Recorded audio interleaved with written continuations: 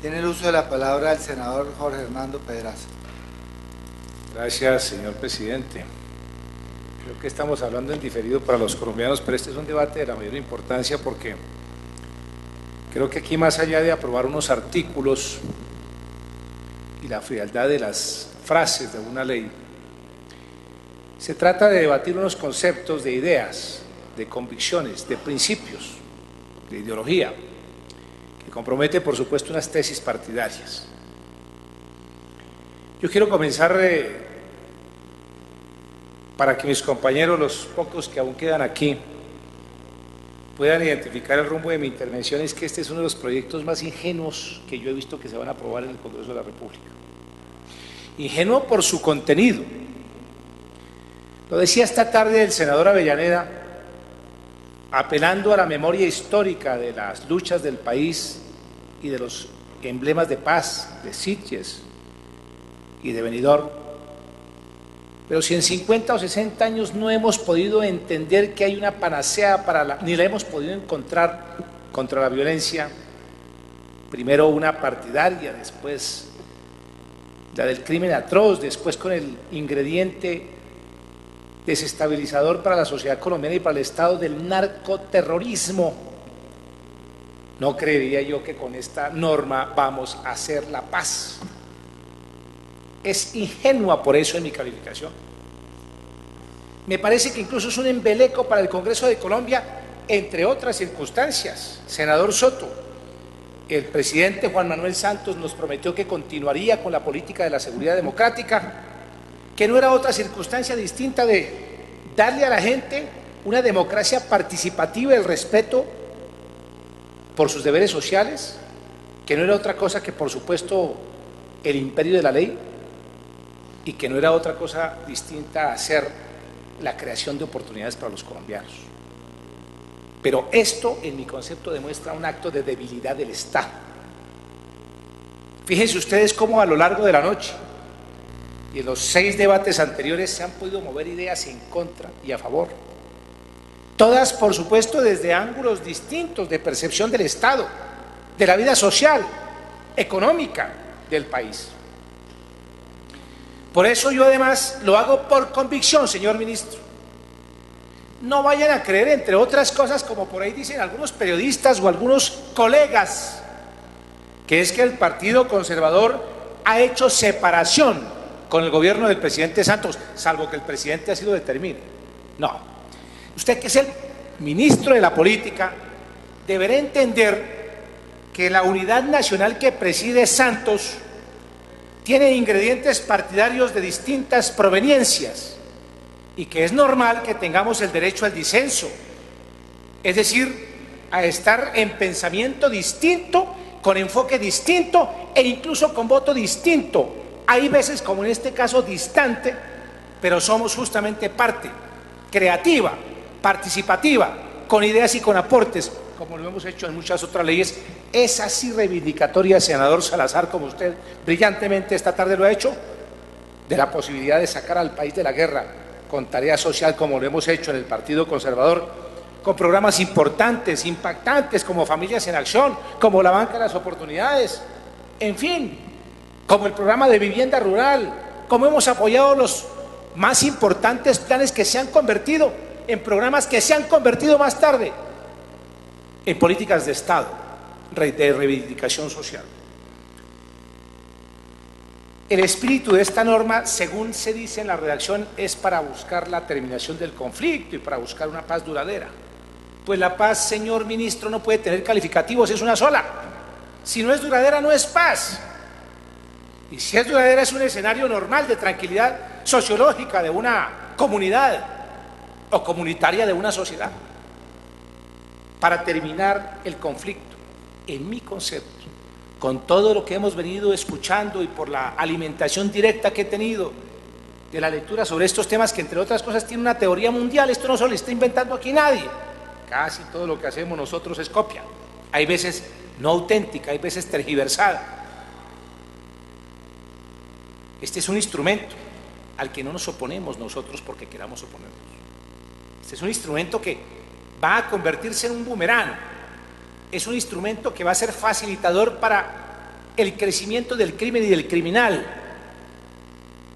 que va a poner al Estado en un escenario de debilidad notorio y que no va a ser, por supuesto, la forma como se termina el conflicto, sino como se reactiva el conflicto. En lo corrido de este año ha habido 132 atentados del narcoterrorismo, 15 más para la misma época del año pasado. ¿Eso acaso no nos dice algo? ¿Es que acaso el señor Timochenko con esta norma va a retirarse de su actividad narcoterrorista? Porque, perdóneme, allí ya no hay ningún tipo de actividad reivindicatoria, de subversión a la manera original, de protesta por un Estado maluco de cosas del Estado. Por eso esta norma se parece más a una norma transaccional que a una norma transicional. Entre otras cosas, hay una teoría y dice que, por ejemplo, estas normas se deben usar cuando hay que restaurar o instaurar el Estado de Derecho, y ese no es nuestro caso. Sí lo es para reducir la impunidad, yo diría para acabar la impunidad en todos sus órdenes, cosa que la norma no contempla, al contrario, la estimula de manera directa, proterva, descarada. Develar la justificación ideológica por causas políticas, culturales, económicas, etcétera, de la violencia y los crímenes de guerra, y ofrecer a la sociedad la posibilidad de desmontar el sistema de valores asociados a ella. No se cumple, no la veo. Y por supuesto promover la eliminación de las causas de la injusticia. Si ese es un tema estructural, ese no es un tema procedimental de una norma, podemos hacer esta y otra. Y mucho menos cuando está acompañada de unos parámetros que comprometen la estabilidad del único cuerpo de seguridad que tiene un Estado-nación, que es su ejército para defender fronteras, que hoy en Colombia ha tomado por costumbre defender también a los ciudadanos, desplazando a la policía por su falta de capacidad en los momentos más críticos, cuando había 50.000 farcinerosos y otros 20.000 del lado del narcoterrorismo de los paramilitares. A ese es al ejército que le queremos quitar dinero, para que después, cuando un congreso como este de esta noche, de minorías, para que opinen con cualquier jefe de Estado, cuando el conflicto continúe, entre otras cosas, el gobierno, señor ministro, es incoherente en esta posición, porque la sugerencia del señor ministro de Defensa es que no se reduzca el gasto porque hay que prepararnos para nuevos gastos por si el posconflicto, pues lo que significa es que entonces es la negación de la paz. El propio articulado tiene inserto un contenido inequívoco de que no hay credibilidad ni siquiera desde el propio origen, desde el propio gobierno, que es el que avala el proyecto, que va a ser el instrumento para acabar con la guerra. Yo más bien pensaría que esto obedece a un escenario de protagonismo, e incluso, ya que se aproxima un próximo debate electoral, como un gancho importante para recapturar unas opiniones hoy perdidas. Y lo digo como estoy diciendo. La posición de muchos de los miembros de nuestro partido, presumiblemente no vamos a estar unidos como de manera tradicional lo hemos hecho, porque creo que además apelamos al deber de la convicción. Es que este proyecto no lo podemos votar de esta manera. Desde ya le pido excusas a nuestro vocero para este proyecto, el senador Andrade, porque pese a sus sólidas argumentaciones no logró convocarnos en univocidad de criterio. Luego el Partido Conservador se presentará mañana, señor presidente, seguramente haciendo uso, cada parlamentario, cada senador, de la libertad del ejercicio del voto. Por eso desde ya anuncio mi voto negativo a este proyecto. Y esta es una posición política, es una posición además de partido, una posición que es auténticamente producto de lo que se nutre hace 165 años la ideología que profesamos y el voto que consignamos cerca de 2.500.000 colombianos que pertenecemos al Partido Conservador. Incluso es una posición ciudadana de mucho respeto. Creo que nosotros estamos interpretando a la inmensa mayoría de los colombianos en este proyecto. Más aún, de ser derrotados, dejaremos constancia y testimonio para la historia, para que en los anales interminables de los procesos de paz quede allá la minúscula descripción que nosotros alertamos, que en vez de ser un instrumento para lograr la paz, era un instrumento para estimular el terrorismo. Creo que las bombas de Ibagué, las de Cali, la bomba contra Londoño, el crimen de Álvaro Gómez, el de Galán, el de Gaitán, el de Jaramillo, no se van a justiciar con este procedimiento. Es que una patria, para que llegue al proceso de paz, debe primero buscar el perdón, y para que lleguemos al perdón debe estar en una escena psíquica, sociológica y cultural de disposición para poderlo lograr. De lo contrario, nos estamos engañando. Yo creo que el proyecto de acto legislativo no va a producir lo que ingenuamente algunos actores del gobierno creen que va a producir. Nosotros creemos además que un ambiente como este que quiere crear este proyecto, favorable a los criminales, no trae una consecuencia distinta de estimularlos a ellos, de motivarlos para que sigan, porque esa es su creencia, esa es su actitud en el deber ser de vida, desarrollando crimen.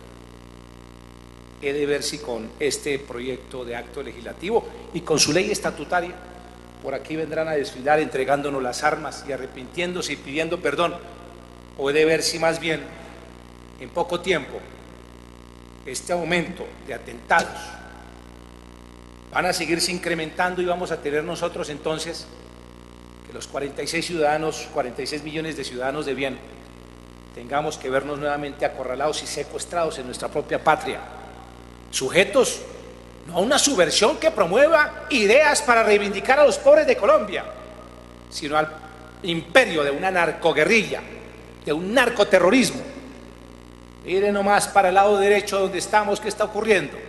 Allá al pie de su tierra, senador Corso, cuánto sudor y cuántas lágrimas le ha costado a esa patria, y cuánto les espera.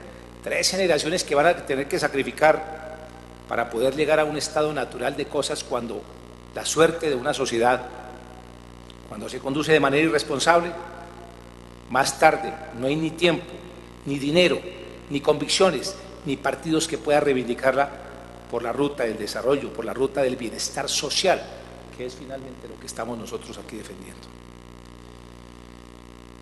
Creo que nadie puede llegar a decir que entonces quienes estamos votando negativamente este proyecto nos oponemos a un proceso de paz. Sería por lo demás ridículo aceptar una calificación o una descalificación de esas. Entre otras cosas, porque nosotros que somos, en nuestro ideario dice que somos respetuosos de la legalidad, al votarlo estaríamos contrariando el derecho internacional. Aquí el senador Salazar lo dijo de manera muy concreta, muy persuasiva, hizo un análisis de cuáles son las normas, de por qué nosotros estamos obligados a revisar estos contextos. Pues estamos violando la norma. Y además estamos buscando que el Estado, por Constitución Nacional, se aflija frente al terror y haga concesiones que ni la sociedad ni la comunidad internacional nos las perdonarían más tarde. El caso de Brasil, senadora Gloria, el de Uruguay, por supuesto el de El Salvador, son distintos, porque yo que sepa, Luna no es narcoterrorista, pero no vayamos lejos.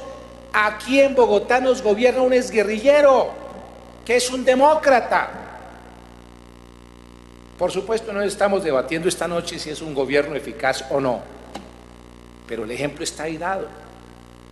Con esa razonabilidad no nos puede convencer ni seducir de que esto es bueno. No, claro que los guerrilleros que han sido actores subversivos de una sociedad tienen derecho al gobierno, pero muy grave sería que a través de un marco jurídico para la paz le estemos entregando impunidad, y más precario y gravísimo sería que al final, en la discreción del gobierno, se le terminen entregando derechos políticos a unos criminales que tienen aún hoy azotada a mi nación. No se sabe si a estas horas cuántas bombas puedan estar sonando en cualquier lugar de nuestro territorio patrio. Ya como que nos habíamos acostumbrado a estar tranquilos, acostumbrados a la tranquilidad. Ya como que de nuestra cabeza se habían ido el terror de las bombas en los centros comerciales, de los atentados de terror como el que sufrió nuestro copartidario Fernando Londoño últimamente. Pero pareciera ser que las propias fuerzas de seguridad del Estado todos los días nos siguen advirtiendo que es necesario cuidarnos porque hay riesgos. No, ese no puede ser el contexto en el cual nosotros aprobemos unos contenidos que con la jerarquía de reforma constitucional terminen con la fe de los colombianos. Gracias.